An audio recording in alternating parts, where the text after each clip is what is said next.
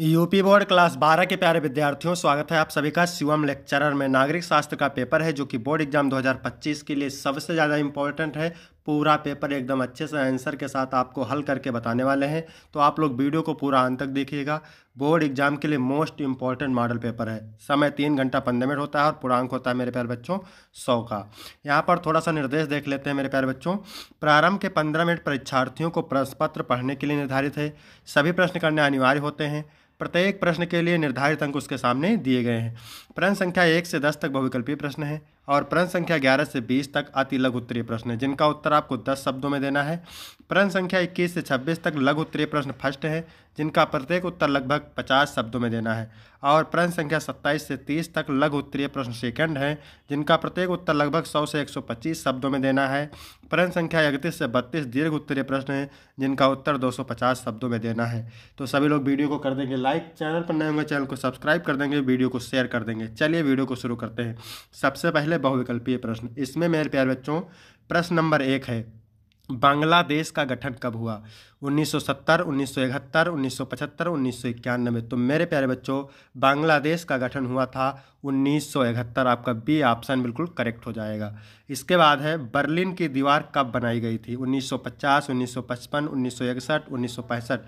तो 1961 में बर्लिन की दीवार बनाई गई थी मेरे प्यारे बच्चों। सी ऑप्शन करेक्ट हो जाएगा। इसके बाद क्वेश्चन नंबर 3 है, निम्न में से कौन सा देश दक्षिण एशिया में शामिल है? भारत, पाकिस्तान, श्रीलंका। तो ये तीनों देश दक्षिण एशिया में शामिल हैं, तो डी ऑप्शन करेक्ट हो जाएगा। क्योटो प्रोटोकॉल कब अस्तित्व में आया? 1982, 1988, 1997, 1999। तो मेरे प्यारे बच्चों 1997 में क्योटो प्रोटोकॉल अस्तित्व में आया। इसके बाद क्वेश्चन नंबर 5 है, सार्क का 18वां शिखर सम्मेलन किस देश में हुआ था? भारत में, पाकिस्तान में, श्रीलंका में, नेपाल में। तो सार्क का 18वां शिखर सम्मेलन मेरे प्यारे बच्चों नेपाल में हुआ था। डी ऑप्शन करेक्ट हो जाएगा। संपूर्ण क्रांति के जनक थे जयप्रकाश नारायण, जवाहरलाल नेहरू, विनोबा भावे, महात्मा गांधी। तो संपूर्ण क्रांति के जनक थे जयप्रकाश नारायण। वीडियो अच्छा लग रहा हो मेरे प्यारे बच्चों तो सभी लोग वीडियो को लाइक कर दें, चैनल पर नए हो चैनल को सब्सक्राइब कर दें, वीडियो को शेयर कर दें। और यदि आपको पूरा सिलेबस पढ़ना है तो टारगेट विथ लोकेश चैनल पर जाइए, वहाँ पर पूरा बोर्ड एग्जाम की तैयारी कराई जाती है। ठीक है, टारगेट विथ लोकेश, क्या नाम है चैनल का? Target with Lokesh. चैनल को सब्सक्राइब करें उसको भी, और सारे विषय का नोटिफिकेशन मिलेगा। ठीक है, आगे आगे देखते हैं 7वां नंबर। संयुक्त राष्ट्र संघ का मुख्यालय स्थित है न्यूयॉर्क में, रोम में, नई दिल्ली में, पेरिस में। तो संयुक्त राष्ट्र संघ का मुख्यालय स्थित है मेरे प्यारे बच्चों कहाँ पे? न्यूयॉर्क शहर में। ठीक है, ए ऑप्शन करेक्ट हो जाएगा। संयुक्त राज्य अमेरिका में है। इसके बाद है, मानव जात को किससे खतरा है? परमाणु हथियारों से बिल्कुल है, आतंकवाद से बिल्कुल है, प्राकृतिक आपदाओं से भी है। तो आपका यहाँ पर डी ऑप्शन करेक्ट हो जाएगा। इसके बाद मेरे प्यारे बच्चों 9 नंबर प्रश्न है, यूनेस्को का संबंध किससे है? शिक्षा और संस्कृति से, स्वास्थ्य और शिक्षा से, व्यापार और वाणिज्य से, कृषि और तकनीकी से। तो मेरे प्यारे बच्चों यूनेस्को का संबंध है किससे? शिक्षा और संस्कृति से। ठीक है, शिक्षा और संस्कृति से। तो आपका ए ऑप्शन करेक्ट हो जाएगा। 10 नंबर है, निम्नलिखित में से कौन संयुक्त राष्ट्र संघ का अंग है? सुरक्षा परिषद, सचिवालय, महासभा, इनमें से सभी। तो इनमें से सभी सही हो जाएगा। ठीक है, सुरक्षा परिषद भी है, सचिवालय भी है, महासभा है। ठीक है, आपसे रिक्वेस्ट है आप टारगेट विथ लोकेश चैनल को यूट्यूब पर सर्च करें और वहाँ पर जाकर पूरी बोर्ड एग्जाम की तैयारी कराई जाती है, तो वहाँ पर जाकर चैनल को सब्सक्राइब कर सकते हैं और बोर्ड एग्जाम की तैयारी कर सकते हैं। ठीक है, इसके बाद अति लघु उत्तरीय प्रश्न है मेरे प्यारे बच्चों। 11 नंबर प्रश्न है, चीन किस महाद्वीप में स्थित है? इस 2 नंबर का है। ठीक है, तो चीन एशिया द्वीप में स्थित है। उत्तर आपको 10 शब्दों में देना है। फिर नेपाल में राजतंत्र को समाप्त कब किया गया? तो नेपाल में पिछले 240 वर्षों से चले आ रहे राजतंत्र को 28 मई 2008 को समाप्त किया गया और नेपाल में गणतंत्र की स्थापना हुई। इसके बाद क्वेश्चन नंबर 13 है, भारतीय संसद पर आतंकवादी हमला कब हुआ? भारतीय संसद पर आतंकवादी हमला दिसंबर 2001 में हुआ। WTO का पूरा नाम मेरे प्यारे बच्चों, तो विश्व व्यापार संगठन है WTO का पूरा नाम। ठीक है, इसके बाद मेरे प्यारे बच्चों 15 नंबर क्वेश्चन है, सामाजिक सुरक्षा कवच से क्या अभिप्राय है? तो जो सुविधाएं लोगों को सामाजिक सुरक्षा प्रदान करती हैं उन्हें सामाजिक सुरक्षा कवच कहते हैं। फिर 16 नंबर है, वैश्वीकरण क्या है? तो वैश्वीकरण से अभिप्राय किसी वस्तु, सेवा, पूंजी और बौद्धिक संपदा का एक देश से दूसरे देशों के साथ अप्रतिबंधित आदान प्रदान है। इसके बाद 17 नंबर प्रश्न है मेरे प्यारे बच्चों, भारतीय संविधान के बुनियादी ढांचे के किन्हीं दो तत्वों के नाम। तो पहला है संविधान की सर्वोच्चता और दूसरा है कानून का शासन। 18 नंबर है, विश्व के किन्हीं 4 देशों के नाम लिखिए जो अपनी लोकतांत्रिक व्यवस्था के लिए प्रसिद्ध हैं। तो पहला है भारत, दूसरा है अमेरिका, तीसरा इंग्लैंड और चौथा फ्रांस।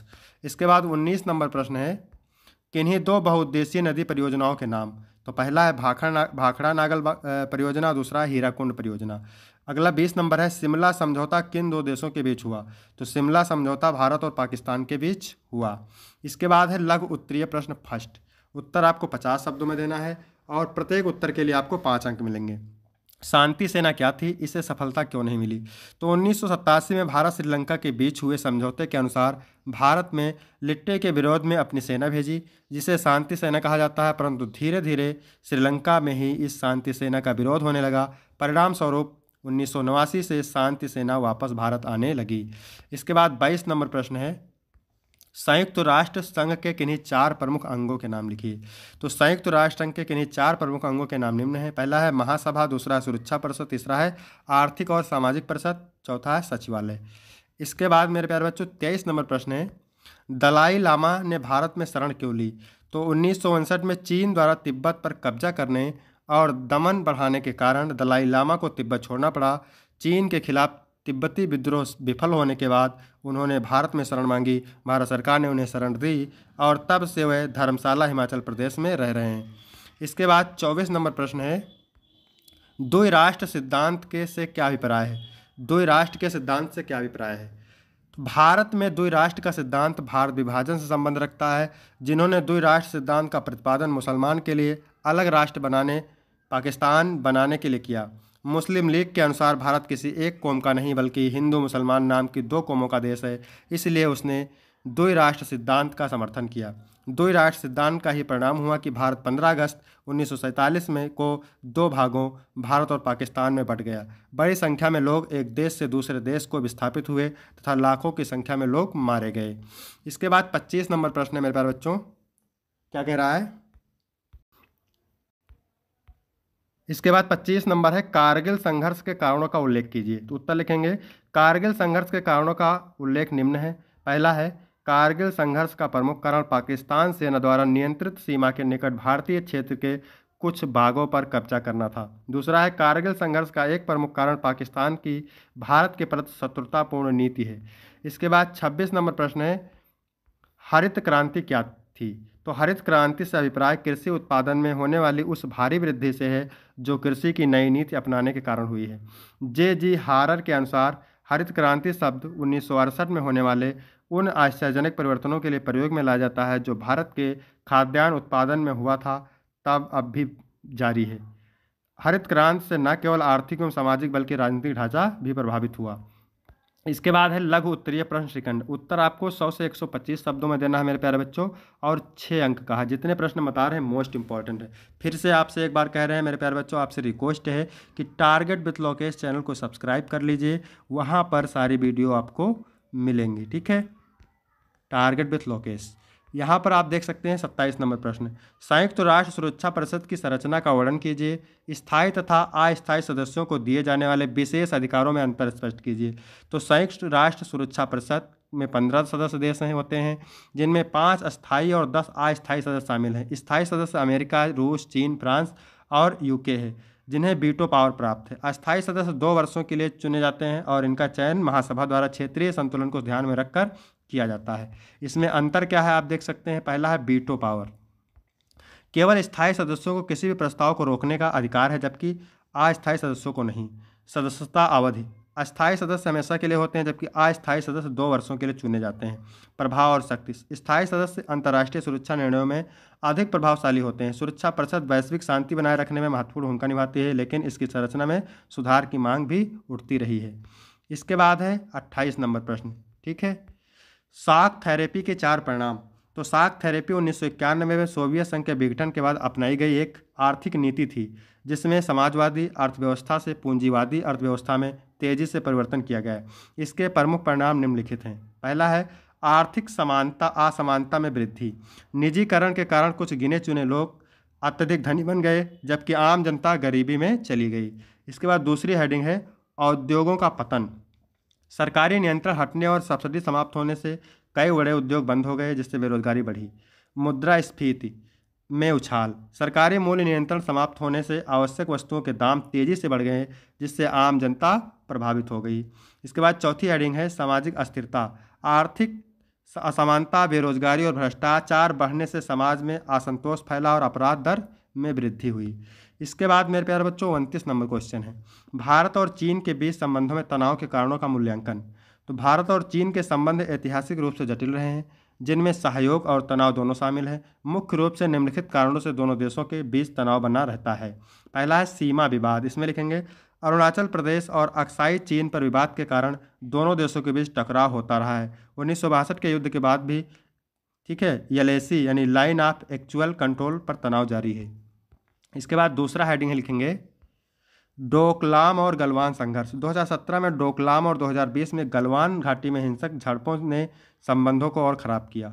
चीन पाकिस्तान संबंध। चीन का पाकिस्तान को आर्थिक और सैन्य सहयोग देना भारत की सुरक्षा चिंताओं को बढ़ाता है।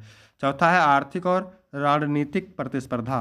भारत प्रशांत क्षेत्र में भारत की बढ़ती भागीदारी और चीन की आक्रामक विदेश नीति भी टकराव का कारण है। इसके बाद क्वेश्चन नंबर 30 है मेरे प्यारे बच्चों, क्षेत्रवाद क्या है? यह भारत की राज्य व्यवस्था को किस प्रकार प्रभावित कर रहा है? तो क्षेत्रवाद का अर्थ है किसी विशेष भौगोलिक क्षेत्र के लोगों द्वारा अपनी सांस्कृतिक, आर्थिक या राजनीतिक पहचान को प्राथमिकता देना। यह भावना कभी कभी राष्ट्र की एकता और अखंडता को चुनौती दे सकती है। भारत जैसे विविधतापूर्ण देश में क्षेत्रवाद विभिन्न रूपों में देखने को मिलता है, जैसे भाषा, संस्कृति, आर्थिक असमानता और राजनीतिक हितों पर आधारित क्षेत्रीय आंदोलन। इसके आगे लिखेंगे भारत की राज्य व्यवस्था पर प्रभाव। इसमें पहली हेडिंग है राजनीतिक अस्थिरता।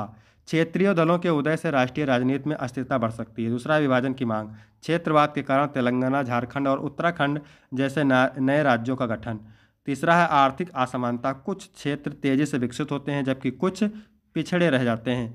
इसके बाद चौथी हेडिंग है सामाजिक तनाव। कभी कभी यह भाषाई या जातीय संघर्ष को जन्म देती है, जिससे समाज में विभाजन बढ़ता है। फिर है दीर्घ उत्तरीय प्रश्न, मोस्ट इंपॉर्टेंट है मेरे प्यारे बच्चों।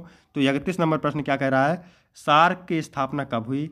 इसके सदस्यों का वर्णन कीजिए, उद्देश्यों का वर्णन कीजिए। अथवा वैश्विक पर्यावरण को बिना हानि पहुंचा आर्थिक विकास करने की विभिन्न देशों के सामने एक चुनौती है, इस कथन को उदाहरण सहित समझाइए। 32 नंबर है बांग्लादेश युद्ध 1971 की विवेचना कीजिए। अथवा क्या कह रहा है? जम्मू कश्मीर की समस्या का वर्णन कीजिए। तो यहाँ तक मेरे प्यारे बच्चों वीडियो कंप्लीट होता है। वीडियो अच्छा लगा हो तो वीडियो को लाइक करें, कमेंट करें, चैनल को सब्सक्राइब करें। फिर मिलते हैं आपको अगले वीडियो में, तब तक के लिए धन्यवाद।